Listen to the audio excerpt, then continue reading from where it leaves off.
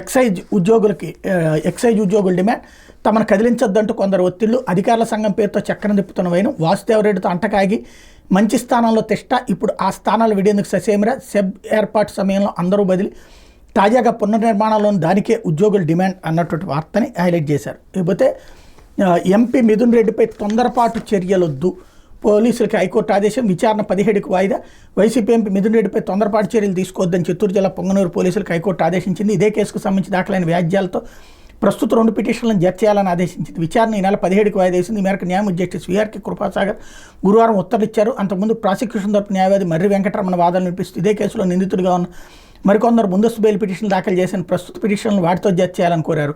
అన్ని వ్యాజ్యాలను ఒకేసారి విచారించాలని అభ్యర్థించారు. వైసీపీ ప్రభుత్వంలో చేపట్టిన నేతిగుట్టపల్లె, ఆవులపల్లి రిజర్వాయర్ల కోసం సేకరించిన భూములకు పరిహారం చెల్లింపు విషయంలో వింతపత్రం సమర్పించేందుకు వెళ్ళిన తమపై మిథున్ రెడ్డి ఆయన అనుచరులు దాడి చేశారని పేర్కొంటూ ఏఎస్ఆర్కే ప్రసాద్, సోహైల్ బాషా వేరువేరుగా చేసిన ఫిర్యాదుల ఆధారంగా ఎంపీ మిథున్ రెడ్డి, మాజీ ఎంపీ రెడ్డప్ప మరికొందరిపై పొంగనూరు పట్టణ పోలీసులు కేసు నమోదు చేశారు.